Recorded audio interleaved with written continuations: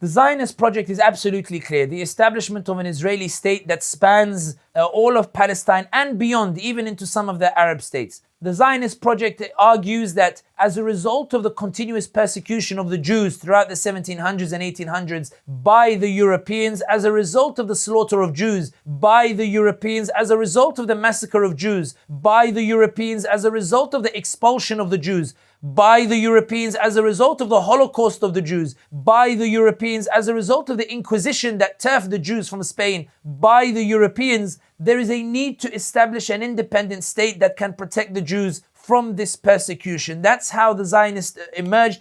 It emerged because of the anti-Semitism of Europe, because of the violations of Europe, because of the brutality of Europe. And they came to the Muslim lands where the Muslims had a rich history of coexistence. It was the Ottomans who received the Jews who were expelled from Spain. The Muslim world has Andalusia, and objectively the greatest historical example of coexistence between the various different faiths. They were kicked out of Europe and they came to the Muslim lands, and the Muslim lands welcomed them. The Zionist project is about establishing an ethnocentric Jewish state specifically for the Jews to prevent the massacres taking place against them that they have suffered over centuries that have been committed by the Europeans. The problem with the Zionist project and why many Jews object to the Zionist project is because the Zionist project argues that the state should be established by illegally seizing the lands that belong to another person. It's a state that is built on batil, from their concept of batil, their concept of what is wrong, which is why there's a difference between the Zionists and between the Jews. Many Jews do not support the Zionist project, but the ultimate aim of the Zionist project is to build a state where they will no longer be at the mercy of the anti-Semitic Europeans who committed war crimes and atrocities against the Jewish population. And it is one of the greatest tragedies that the victims of these atrocities are now committing those same atrocities against another people in their bid to establish this particular state.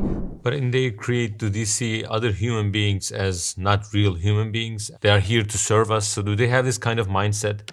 I think that in order to try to force the idea of, or in order to galvanize and win the support of the Jewish population for the Zionist project, it's important to remember that when Zionism emerged, many Jews did not resonate with the idea of Zionism. In order to win Jewish support for the idea of Zionism, the Zionist instigators embarked on a PR campaign to dehumanize the other side, to tell the Jews that these Muslims deserve it, that they are savages, that they are animals, that they don't deserve to live. We saw, for example, the former head of intelligence of Israeli intelligence tell Sky News about a week before this recording, where he expressed dismay. He said, I don't understand why global public opinion is sympathizing with these animals and with these savages, because he's been socially engineered to believe that these are animals and savages, because that's the only way that you can kill the natural fitrah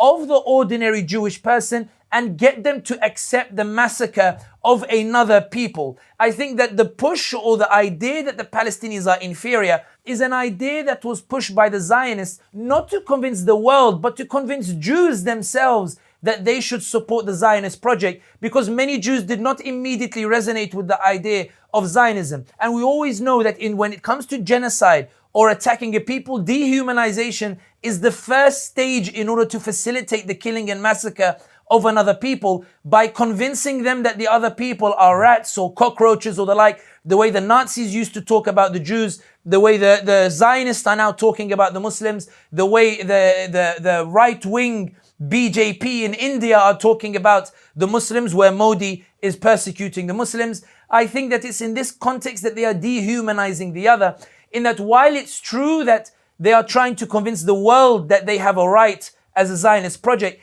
I argue that the dehumanization is first and foremost targeted for the Jewish population who remain uncomfortable with the Zionist project. But on the other hand, recently we saw that Netanyahu is giving statements that include references to their sacred text. Remember America, right?